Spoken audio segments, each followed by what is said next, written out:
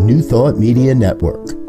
We are a global broadcast network of positive music, media, and entertainment, inspiring humanity's evolution along the journey of enlightenment and creating a world of love, peace, empowerment, and prosperity for all. New Thought Media Network. Positively inspiring.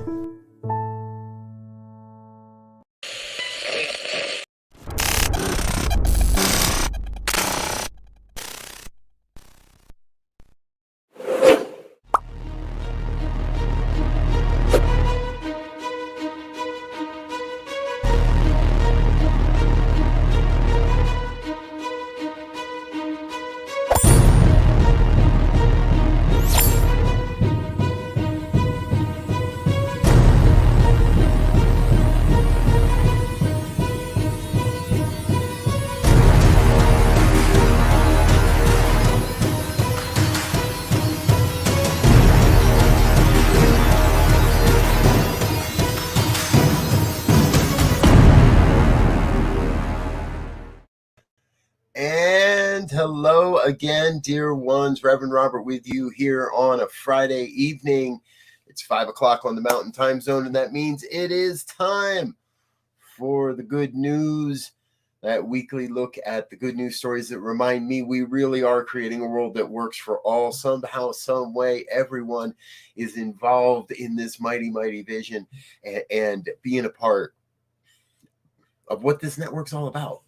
Love and peace and abundance and prosperity and all the goodness that's going around in the world. First up this week, let me introduce you to Jaswindre. I'm sorry if I'm pronouncing that wrong, sir. Mr. Singh owns a gas station in Phoenix, and he's currently selling gas at about 50 cents less than what he's paying for it. Now, this is not the first time that Mr. Singh has gotten involved in selling gas at a cheaper price than what it's costing him. When he first bought his station, he bought it in 2007 in response to bringing lower prices during a recession as well. And estimations are that he's losing about $500 a day. There's a great little video on the story. We'll make sure we leave links around for you to find that.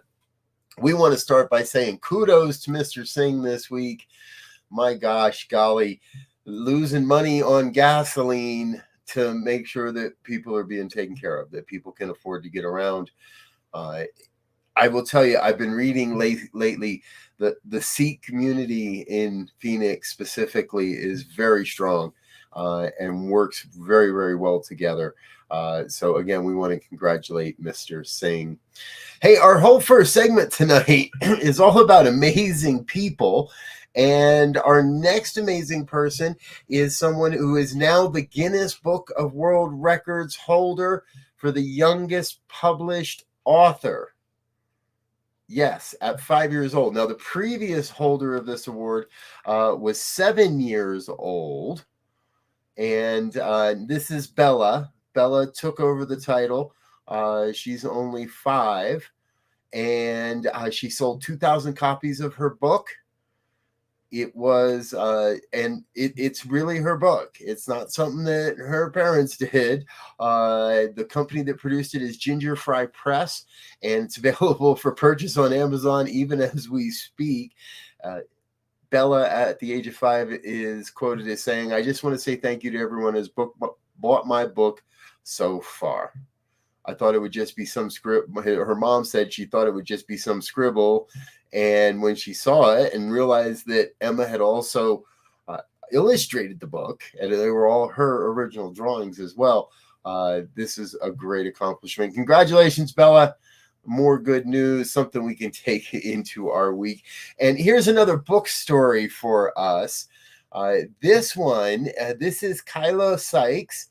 She and her husband, Raymond Sykes, opened the Hidden Gems Literary Emporium. Now, it's a donation-based bookstore in New Brunswick, New Jersey. On opening day, the shelves were filled with over 10,000 donated books. and the news of the bookstore spread pretty quickly. Now, the store is currently run by donations. They've had over 40,000 books donated. And last year, I don't know why we didn't hear about this story last year, but we're hearing about it now. Last year, she and her husband went out in an RV to give away books. The RV didn't do so well, though. It was an older model. And so they're currently fundraising for a larger A-class RV, something they can go around and continue to take the family and their children out to give away books to anybody that might need them.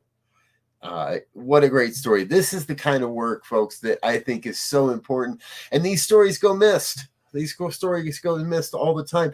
If it weren't for thanks of some of the folks and the amazing people that curate these stories, we get most of our stories from a couple of different sources. That last story came from sunnyskies.com. One of the places where we get a lot of our good news, and our primary source is goodnewsnetwork.org. I'll tell you, if any day of the week, they have news stories every day of the week. So any day of the week, you need a little good news boost and pick me up, check in with the goodnewsnetwork.org. They're not a sponsor, but we'd love it if they would be. All right, our next story up here tonight. This one is a great story of a community coming together in Minneapolis. For over 2 decades. The woman, and I'm sorry, I just lost her name, Miss Linda, lives in the Powderhorn Park district. She's a retiree, and she's been living in her home for decades. Well, the landlord said, I've got to sell, and it's going to happen at the end of January, and you got to go. And the community said, wait a minute, hold on a minute. And no, that can't happen. And so they negotiated with the landlord. The homeowner got her until the end of June, the opportunity to raise the money to purchase the home. And that's exactly what the community did through various types of fundraisers and a little bit of corporate sponsorship help. They were able to raise the money to purchase the home in her name. And they did it only in the middle of June, so they had till the end of June, and it's already done. Exactly. They got this done before the end of May as far as the fundraising piece, and they have signed the papers. The house is Ms. Linda's. What an amazing story. I love how there's just so much love in the world, and there's nothing that we can't overcome when we come together. And that's what this story is about. We're coming together to create something, to give this woman what she rightfully deserves, a home, and her home for the remainder of her life. Really happy about this one. All right, folks, we're going to take a real quick break here and let you hear from a couple of our sponsors so you learn a little bit more about what we're doing here on the New Thought Media Network and what we've got going on. I'm Rev Robert. This is the Good News. We'll be back in just a moment. Stay with us. We got a lot more to come.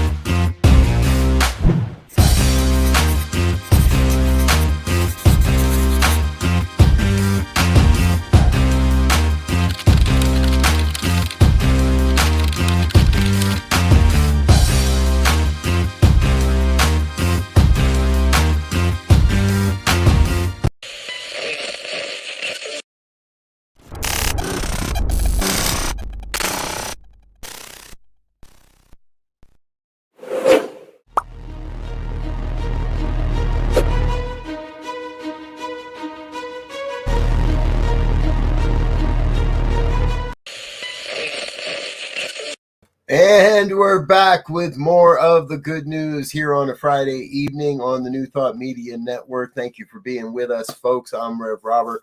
Always excited to be with you on a Friday evening, anytime that I'm with you. So, and we've got some really fun stories. Now, those of you that are familiar with our program know that I love to feature technology stories and have that future vision of what's coming, of what we're going to experience in the coming decades of our lives. And one of the things we talk about is how much plastic is in the ocean and how we got to get the plastic out of the ocean. But we've also spoken on this program over the last couple of years of how to keep the plastic from getting into the ocean in the first place.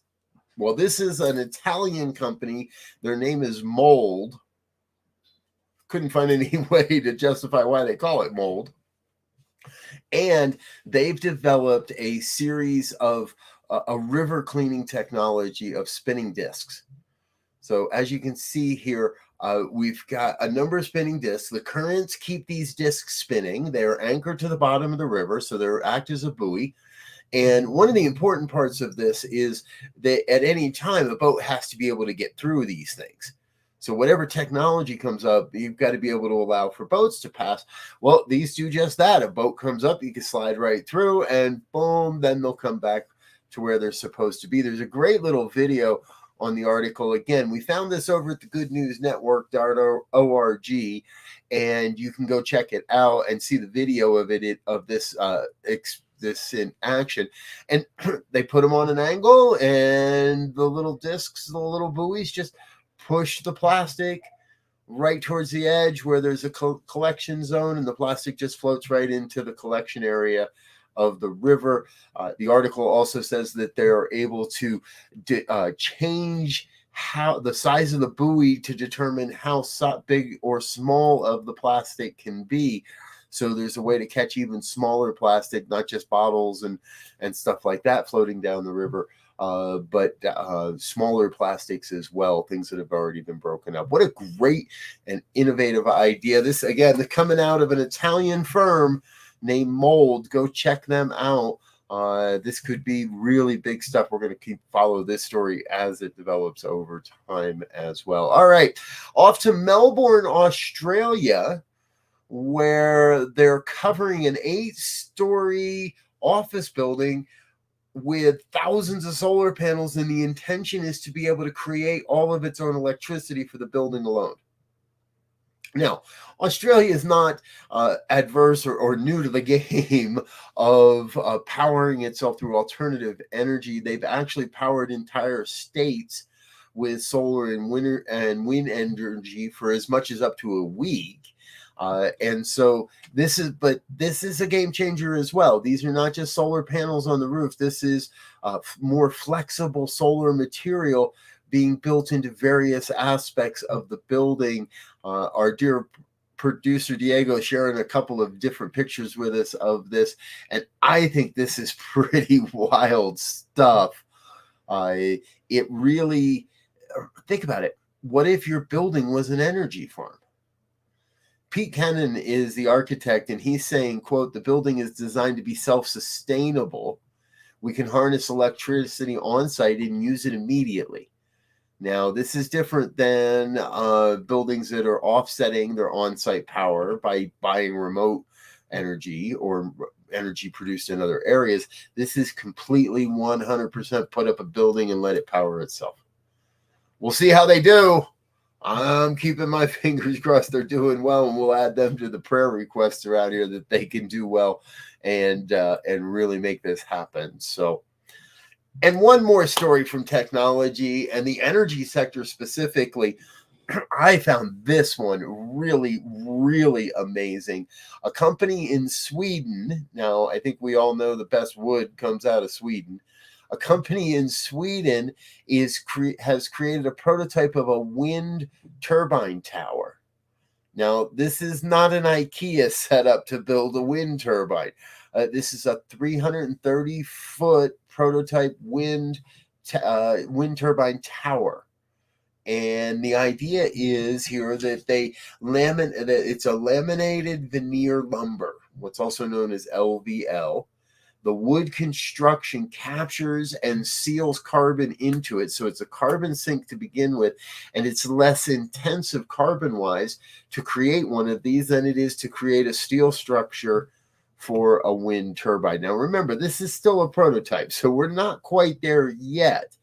And the overall truth of capturing carbon within the wood, it would take decades for that to pay off. So capturing the carbon in the wood is not really an economic factor here. The wood itself is cheaper and the whole process is cheaper. So there is an economic factor in using the wood rather than the steel.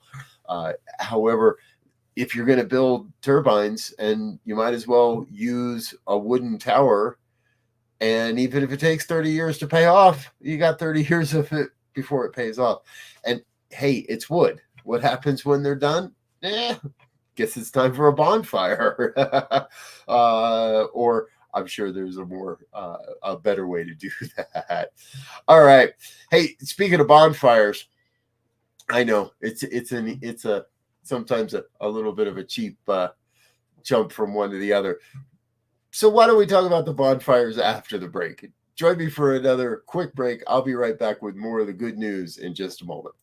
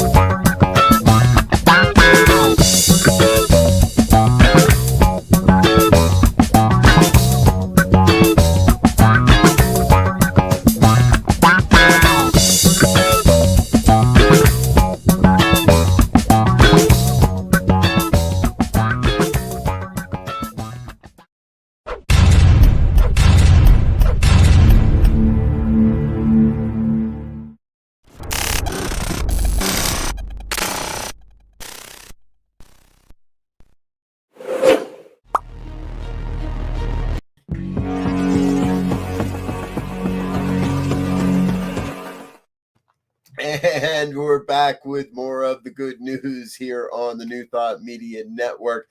Let us introduce you to 33-year-old Stephen Douglas. Stephen is a firefighter in Brooklyn, New York. He was on his way home from work last Sunday and noticed a house fire. He saw some people running from a building. Stephen was wearing nothing but a t-shirt and a pair of Crocs and a pair of shorts. Well, sorry, I read that improperly. So he was wearing shorts, a t-shirt, and a pair of Crocs, and realized that he had a breathing apparatus in the trunk of his car. Decided to grab that, ran into the building, and not knowing what he would find, not having any idea of the condition or where or what was going on, he was able to locate and save a 3-year-old girl, and then went back into the fire to save her 31-year-old mother. He said, quote, thankfully, I had the breathing apparatus in my trunk, as there's no way I would have performed the duties I did without that. He still considered it to be duties.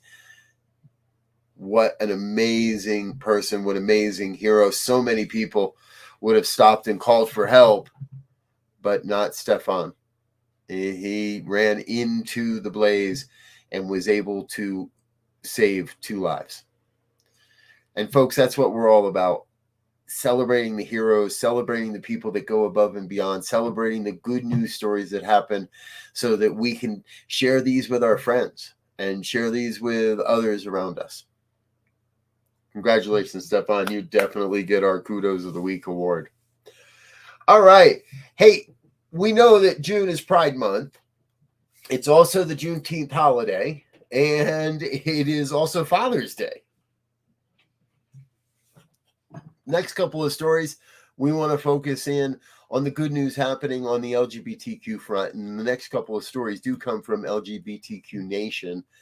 If you're looking for good and inspiring stories around the LGBTQ society and population, this is a great place to find them. And I forgot to preface, this first story does come with a spoiler alert. Now, I don't know how many of you are fans of Pixar. However, Chris Evans is an actor in the new version, the new Toy Story spinoff called Lightyear. And if you don't know, I am a Lightyear fanatic. To infinity and beyond, folks. Buzz is always with me. And I've been looking forward to this movie. We're going to tell Buzz's Lightyear's creation story. And here's the giveaway. Here's the spoiler alert. There's a same-sex kiss in this movie. And so the movie's been banned in 14 countries, including Saudi Arabia, the United Arab Emirates, Lebanon, other places. And Disney is standing behind it. Disney is saying this needs to happen. In March, Disney CEO Bob Chapek responded to criticism of the company's silence on Florida's Don't Say Gay bill by asserting the biggest impact we can have in creating a more inclusive world is through the inspiring content we produce. I was never a big Disney fan. And they seem to be, for the longest time, quite patriarchal and cisgendered. And here we are. Disney is taking the steps necessary. In an interview with Variety, Lightyear star Chris Evans addressed the controversy, saying he was pleased that the scene would be included in the film after all. Quote, I mean, it's great. As great as it is, it's tough to not be a little frustrated that it even has to be a topic of discussion, that it is a kind of news. The goal is that we can get to a point where it is in the norm and that this doesn't have to be some uncharted waters, that eventually this is just the way it is. The representation across the board is how we make films. Congratulations, Chris. Congratulations, Disney. Thank you for being part of bringing equity and visibility to the LGBTQ community. And this next story is even more important. A federal appeals court has made it harder for charter schools to justify having separate dress codes for boys and girls, ruling that a school in North Carolina that required girls to wear skirts violated their constitutional rights to equal protection. This happened in Leland, Colorado. Mother Bonnie Peltier sued a charter day school in Leland, claiming that there was discrimination because of their uniform policy. It said the tough part is the founder of the school, Baker Mitchell, said that the uniform policy was there to preserve chivalry and respect among young women and men, so that kids would learn that women are regarded as a fragile vessel that men are supposed to take care of and honor. Oh my God. Folks, this is the work we are here to do, to change the thoughts and the minds and the hearts of the folks that believe this way. Ms. Peltier said, I'm glad the girls at Charter Day School will now be able to learn, move, and play on equal terms as the boys in their school. In 2022, girls shouldn't have to decide between wearing something that makes them uncomfortable or missing classroom instruction time. Speaking of the skirts. Congratulations, folks. Good work. We need more. We're all here to stand up and say thank you for our opportunities to be here and to demand the equal rights, the justice, what is necessary in our lives at this time. Now is the time that we are here We're here to make a difference. And so our final story tonight, right after we say thank you to our sponsors, please stay with us. One more great story of the good news coming in just a minute.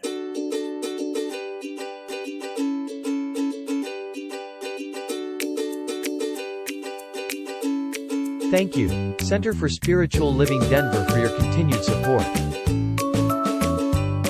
Thank you, Center for Spiritual Living Midtown Atlanta, for your monthly contribution. Thank you, Center for Spiritual Living North Jersey, for your monthly contribution. And please help us welcome Om Center for Spiritual Living in La Mesa, California. Thank you for your monthly donation. Thank you, Center for Spiritual Living Seattle, for your most generous donation. And a special thanks to Hefferlin Foundation for your generous technology grant.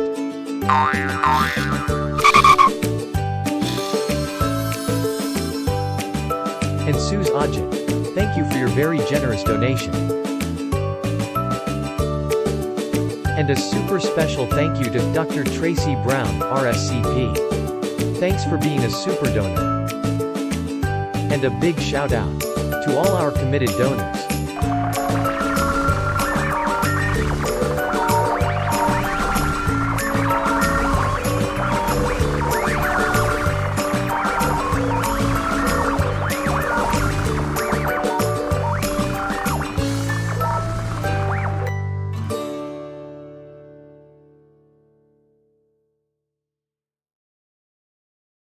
Yes. Thank you to all of our committed givers and donors to this network. All right, our final story here tonight from the Department of, well, we've known this all along.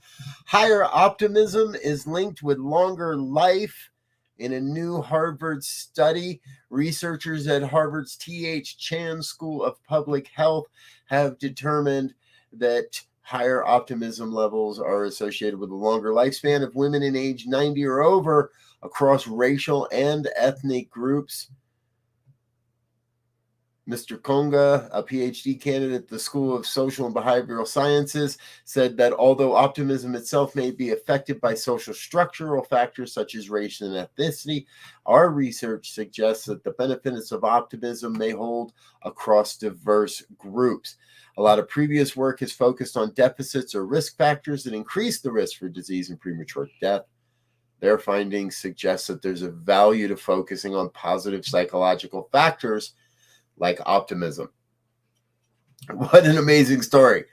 Now, the founder of the Science of Mind long said in the very first passages, we look forward to the day when science and spirituality walk hand in hand. Well, folks, I think this is a little bit more than just walking hand in hand. I think we're getting married to science.